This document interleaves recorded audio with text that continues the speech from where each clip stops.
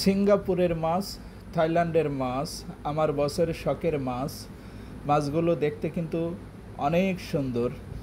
আর এই মাছগুলো দেখলে হয়তো অনেকে মনে করতে পারেন যে বাংলাদেশের পুঁটি মাছ, আর এইগুলো দেখলে হয়তো মনে করতে পারেন যে রুই মাছ, কিন্তু না, রুই মাছ না। এই যে মাছগুলো দেখছেন, এই মাছগুলো অনেক দামি মাছ, আমার বসের শখের মাছ। আমার বস খুব মাছ পছন্দ করে।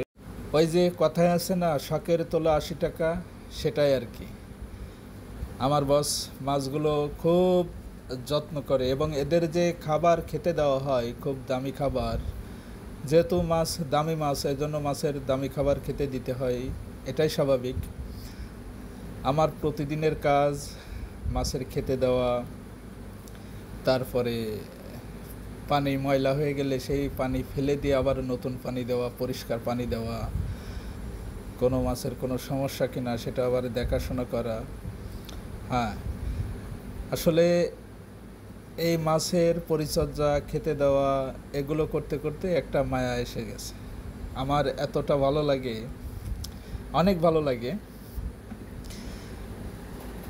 কোনো শখের জিনিস, সেটা যদি আপনি লালন পালন করেন, তখন কিন্তু তাদের প্রতি মায়া এসে যায়, এটাই স্বাভাবিক, তাই না?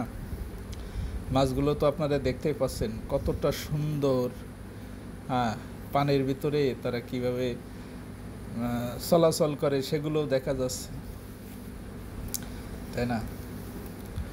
এখানে বিভিন্ন কালারের মাছ আছে, আর প্রত্যেকটা মাছের পাখনা দেখছেন বিভিন্ন কালার।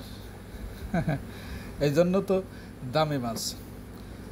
এখানে যে মাছ আছে, আমি যদি বাংলাদেশি টাকা হিসাব করি, তে এক পিস মাছের দাম বাংলাদেশি টাকায় 70,000, 80,000, 50,000 এরকম দাম আছে। আবার কোনো মাছের প্রায় 1 লাখ টাকাও দাম আছে। ওই যে কথায় আছে না, শখের তোলা 80 টাকা, সেটাই আর কি। তো আমার বস মাছ খুব পছন্দ করে, পাশাপাশি পশু পাখি আছে, সেগুলো খুব পছন্দ করে।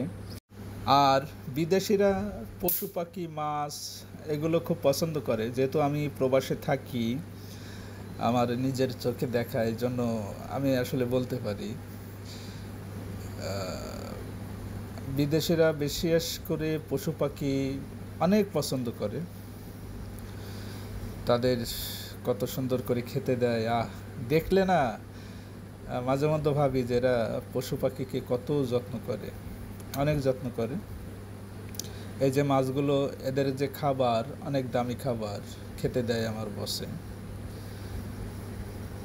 কম দামের খাবার খেতে দেয় না, যেহেতু মাছ দামি দামি মাছ, এই জন্য বেশি দামের খাবারই খেতে দেয়। প্রতিদিন আমি এই মাছগুলোকে খেতে দিই, এই জন্য আমি জানি যে দামি খাবার খেতে দেয় মাছের। ঠিক আছে, কতটা সুন্দর। যেহেতু মাছগুলো দামি, তাদের ভালো খাবার খেতে দিতে হবে, এটা স্বাভাবিক। আর ভালো খাবার খেতে দিলে মাছগুলো ভালো থাকবে। সবাই ভালো থাকবেন। ভিডিওটি কেমন হয়েছে জানাবেন।